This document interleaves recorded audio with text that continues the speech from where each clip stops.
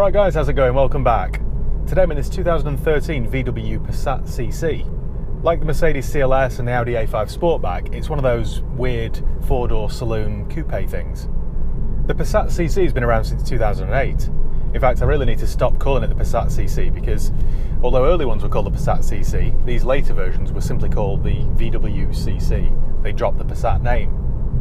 VW tell us that CC actually stands for Comfort Coupe, rather than Coupe Convertible or Cricket Club. Now let's be frank, most VWs are dull. The Passat on which this car is based, it's a very good car. It's quite handsome, good looking, stylish, safe, practical, reliable, economical, but it's a bit boring, isn't it? This is the problem that VW have got pretty much across the whole range. So I think the fact they made the CC more interesting and certainly more stylish can only be a good thing. And it's definitely more stylish. It's a great looking car, this, from every angle, and I think the fact that you don't see many of them on the road just helps to make it feel more special. Overall, it's about an inch longer, an inch wider and an inch lower than the standard Passat, which helped to make it look more purposeful. I think the best word to describe it is svelte. In fact, that's a good word. Svelte. I borrowed this car from my colleague, so below I'll leave a link to his website so you can have a look for yourself. But he took it in part exchange and I thought, I've got to do a video with that. You just don't see that many of them. This is the GT model, which is something of a contradiction to its colour scheme, because the colour scheme is a little bit like the living room of a retirement home. It's all very brown. Brown exterior, brown interior, brown carpets, brown dash, brown door handles. Very brown. You know, the funny thing is, anyone else my age would just dismiss this car as a granddad mobile, but the first time I saw it and got in it, I thought, this is a nice car. All too often these days, cars are trimmed with fake carbon fibre and brushed aluminium, so it's almost refreshing to get in this, which is distinctly 20th century. Contrary to its oldie-worldy interior, the car's actually loaded with tech. It comes full of extras. You've got satellite navigation, heated seats, park assist, cruise control. I like the leather seats you get in the GT model. They're very similar to the seats in a Scirocco. It just feels quite sporty. And they're really nice and soft to sit in. Every single button, switch and dial feels of the highest quality. Everything feels as though it'll last for many years. The interior overall is lovely. I like the design of the dash, it's all very stylish. I like the analogue clock. I like the soft but chunky steering wheel. It's all very nice. Look at this area down here, I've got twin cup holders and this storage compartment here where you can throw all your odds and ends. How thoughtful. Sat here at the speed limit, it's all very relaxing, which is kind of this car's problem. You see, it looks as though it should be sporty and fun to drive, and it isn't. It drives very well, don't get me wrong, but it's not particularly engaging or sporty or, fun to be in. So I'm starting to think this car is just style over substance. The fact that it's not particularly sporty or engaging genuinely wouldn't bother me, but the styling's certainly writing checks the car cannot cash. The CC drives like, and I don't suppose this will come as any surprise, but it drives like a normal Passat or an Audi A4. It's all very pleasant, but that's it. It's all the car you'd ever need to do 25,000 miles a year in, but nothing more. This model's front wheel drive, and there's not much roll when you go into corners, and it feels quite grippy. But if you want even more grip, you could have bought the all-wheel drive 4Motion version. It's a nice, comfortable car though, this. I've read some other reviews which say that the ride's terrible, it's too firm and too stiff, but I disagree. Even like just then when you go down a pothole, it's not too bad. It's certainly no BMW 3 Series anyway.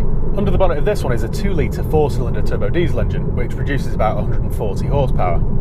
You could have also gone with the 170 horsepower version of this engine. You might think that engine sounds familiar. Well, that's because it is. You could buy this engine in every single Seat, Skoda or Audi. There are other engines to choose from, but I think in the real world, this is probably the best all-rounder. It'll do 0 to 60 in around 9 seconds, and it'll keep going until you get to 132. The impressive thing about this 2-litre diesel is the fuel economy. You'll average 55 miles per gallon combined, making this a very cheap car to run. The road tax is also low at £155 a year, which for a luxurious automatic is cheap. One negative though is that it's only Euro 5 rather than Euro 6, so it isn't ULEZ compliant. You could have bought this with a 1.4 or 1.8 litre petrol, or in some markets you could have even bought it with a 3.6 VR6, which I imagine would be quite interesting.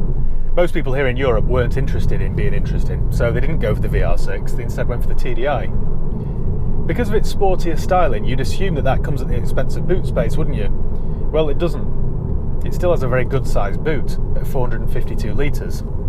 although the actual access to the boot is a little bit restricted with the funny shaped hatch.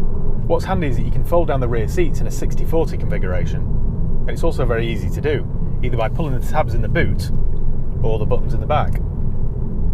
Handy if you're carrying large items. Unlike some other four-door saloon coupe things on the market, this is actually a 5-seater, so you can sit 5 people. Well, I say 5 people. More like 4.5. There's not much headroom back there either, so if for some strange reason it's your job to transport members of the Chicago Bulls, I think you can safely discount the CC in favour of something else.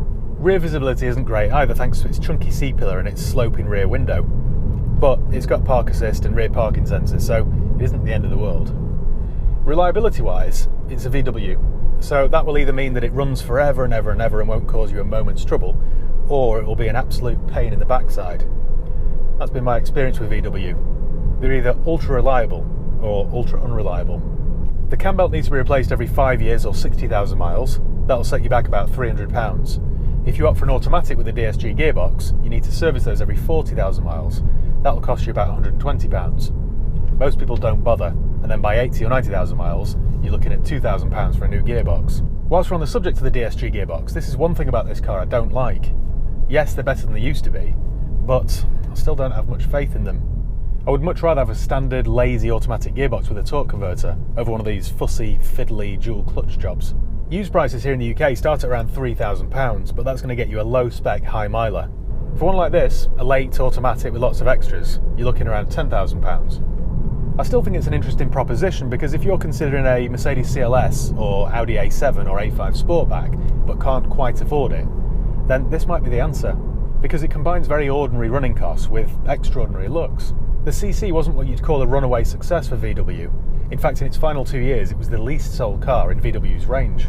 I think that wasn't helped by the fact that early ones were called PASSAT CCs, and then later CCs. It's all a bit confusing. In 2016, this model was given the chop altogether in favour of the all-new Arteon with a brand new name. And I think that's what they should have done back in 2008. Would have helped sales, I'm sure. Well, I think that sums up the PASSAT CC. It is a little bit style over substance, but I would genuinely consider one over a standard Passat or a Mondeo or Insignia. So thank you once again for watching. Make sure you give the video a thumbs up if you enjoyed it. Make sure you subscribe if you haven't done already. You can follow me on Facebook, Instagram, Twitter. I'll leave the link below. If you're interested in getting into the used car business, I've created an online platform with nearly 100 videos which explain every single aspect about the used car job. From funding options to sourcing cars to preparing cars for sale, it's all there, so do check it out. So yeah, cheers guys, I'll see you next time.